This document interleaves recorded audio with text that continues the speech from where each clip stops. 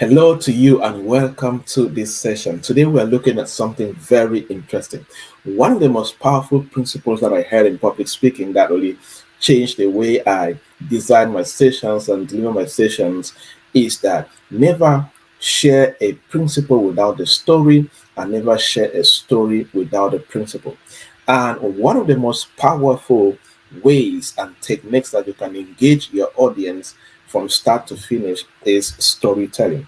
Actually, when you study the sector of public speaking right now, if you look at the most powerful public speakers in the world, they are very good storytellers. And storytelling is a skill. You can learn to tell stories. Personally, for me, I did not know how to tell stories. Until now, I am still growing in the art of storytelling. But I can tell you that when I started incorporating relevant stories in my sessions, in my public speaking, it changed. It changed my speaking career in a powerful way, right? And many times now, when I speak, I will speak. I was in a program speaking in Detroit, Michigan, in the U.S., and one of the very top coaches came to me and said, "You are so powerful at storytelling." Right. Meanwhile, it's something I've been training myself because back in secondary school and primary school, I had friends that used to, when they watch movies, they'll come and those guys were amazing. But I'll watch a movie and I cannot tell a scene from that movie because I was not good at storytelling. So I'm just trying to tell you that I learned how to tell stories. There are people who don't know how to tell stories. There are people that you ask them, how was their day? Fine. They don't know what else to say. They don't know how to just explain how their day was, right? So it's a skill that you need to know. You need to master that particular skill. I'll do my best to share with you about 10 different ways that you can use to tell powerful stories. And these are things that I have used myself and they have greatly helped me in my public speaking. Number one, which is the foundation, know your audience. You can never tell stories that will engage people when you don't know them. As I said, I always say the stories that you can tell when you're delivering a keynote address to business executives is not the same story that you can tell in a youth conference. Like somebody like me, my speaking cuts across a lot of different classes of people: entrepreneurs, business leaders. I've spoken to pastors and priests. I've spoken in youth leaders and the youth conference, church youth conference, different kinds of platforms. So you also need to master where to tell which particular story, right? So know your audience and understand your audience interest, needs, expectations to tailor your story to their preference. Very important. Tailor your story to their preference, right? And just to add, please have a story bank.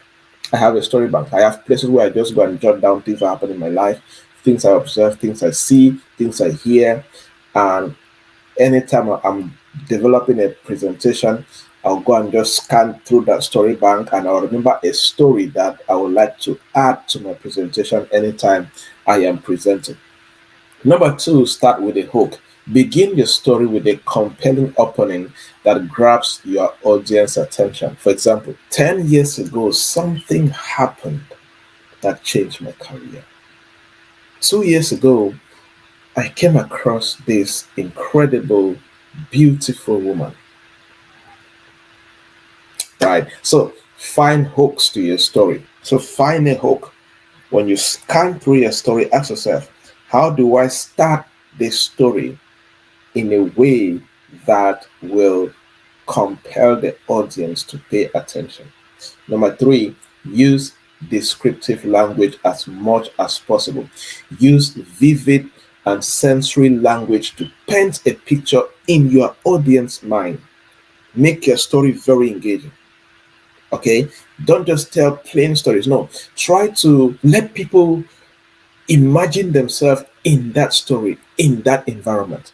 For example, one of the stories I've shared many times is the story where the first time I was ever given something because of public speaking was in a church where I spoke in a conference, in a youth conference, and I was given a bottle of Fanta, a bottle of juice to drink. And before that, where I have spoken before, I used to beg to go speak. if I hear you're having an event, a come, I'll call you or go to your house and tell you, please, can you give me 2 minutes, 10 minutes, 15 minutes to share something with your people? That's what I used to do, like for almost 1 year. And the first time I was really given something, like given something to appreciate my session, was in a church youth conference where I was given a bottle of Fanta, right? And when I'm telling that story, I'll tell them, look, the bottle of Fanta was yellow. And the person who came to give me that bottle of Fanta, I was standing by the door and I was holding a very old bag and I was wearing a black suit with a pink shirt, right? And use descriptive language as much as possible. That is the best way that people can see themselves in your story. They can see what you are wearing, they can see what you are holding in your hands, and all of that. Okay. Number four is create a structure. Create a structure. Organize your story with a clear beginning, middle, and an end to make it easy to follow. Yes, structure is very important. And one thing that structure helps you, that it helps you to tell your story within a particular time frame. Don't go and tell the story for 30 minutes. You're a terrible speaker. Good speakers tell short, compelling stories. Short, compelling stories.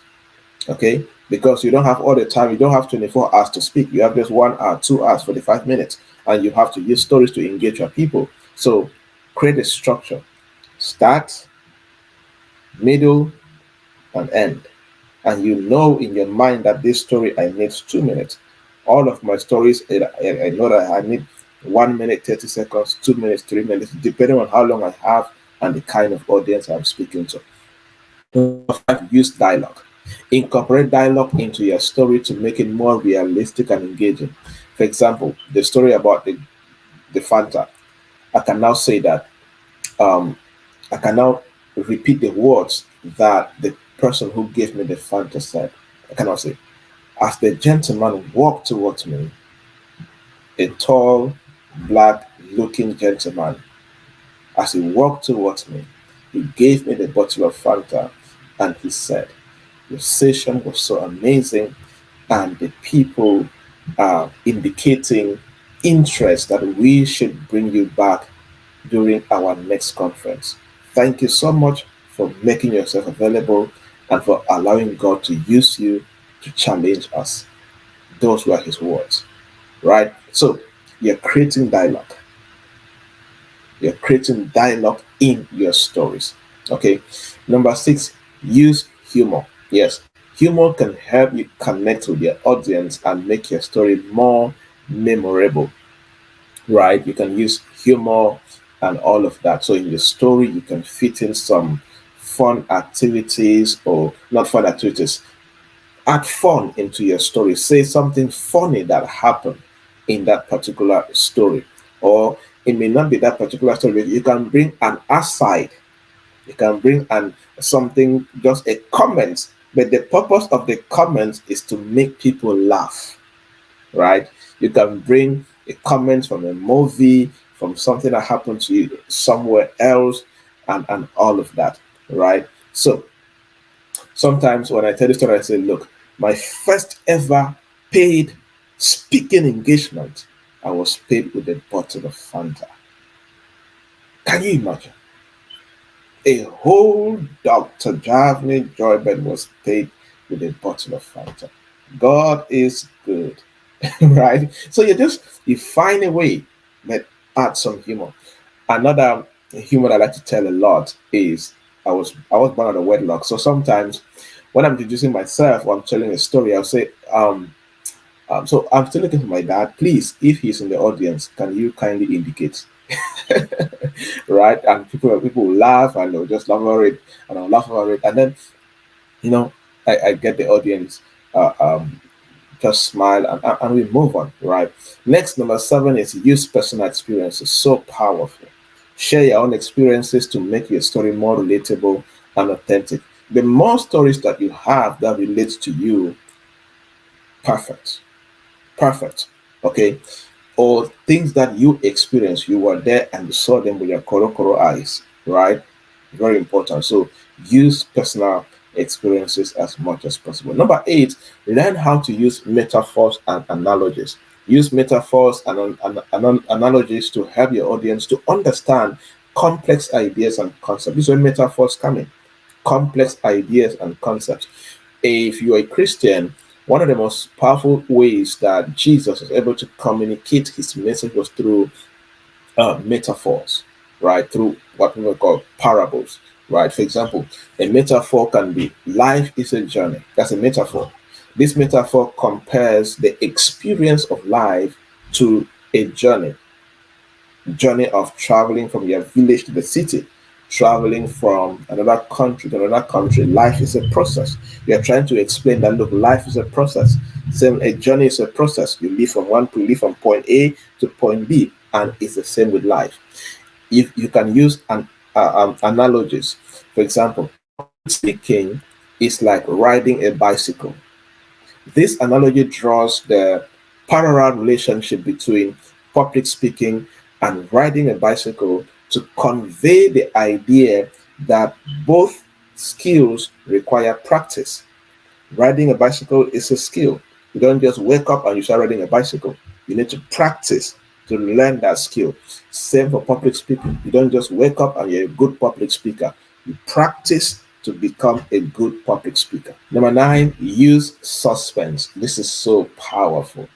Build suspense by withholding information and creating a sense of anticipation to keep your audience engaged. Yesterday, my wife did something crazy. She does suspense and creating. My wife did nothing actually yesterday, but I was just giving an example of how you can use suspense in your session. Number 10, end with a message. End your story with a clear message or takeaway that your audience can apply to their own lives. As I said earlier, never share a story without a lesson, without a principle. Never share a story without a message. Okay? Always end your story with a message. Number 11, build tension. What does that mean? Introduce conflicts, introduce challenges, difficulties, obstacles within your story to create suspense and captivate the audience attention. There are some of your sessions that if you're going to drive the right impact, you need to learn how to build tension.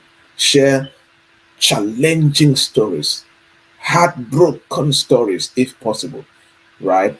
They play a big role depending on what you're teaching. Number 12 is provide the right level of detail. Yes. Now, what does that mean? Strike a balance. Don't share too much details to overwhelm your audience, and don't share too little details. Just let there be a balance. Provide the right level of balance when it comes to details. Not too many information, not too much details, and not little information, but balance. And this is important. It helps you not to take all of your time to share stories. When you learn how to strike the balance, you always use the right time to share the right stories. Number 13 is select stories that prove, illustrate, or introduce your point. I said this earlier, but it's very important. Select stories that prove your message. Select stories that illustrate your points. Select stories that introduce your concept that you want people to master. So choose stories that align with your presentation. Choose stories that aligns with the purpose of your message, that aligns with your central message. Very important. Number 14, keep the audience engaged with scene setting, volume, pausing. Use effective storytelling, such as the way you set the scene. You adjust the volume of your voice to create emphasis. You utilize stops to build anticipation and maintain the audience attention. So keep the audience engaged with scene setting, volume, and some stops or some pauses. There's a way that you carry people along. Master this. And just to conclude with this area, train yourself to tell stories. Many times I will sit and I'll tell a story from start to finish.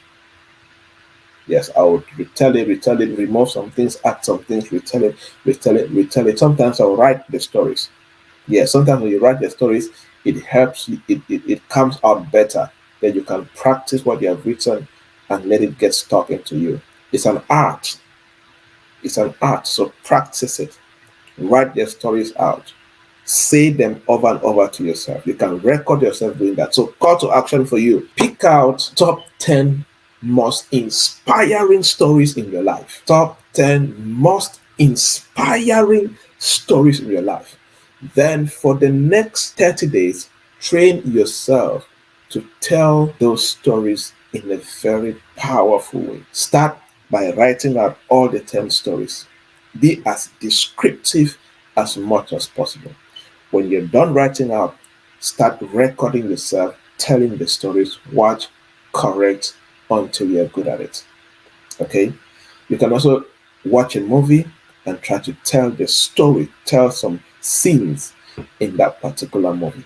Okay? But by all means, train yourself in the art of storytelling. I hope you got some tips and some points that will enable you to be a thriving speaker that is changing the world with your voice and with your message. God bless you and see you.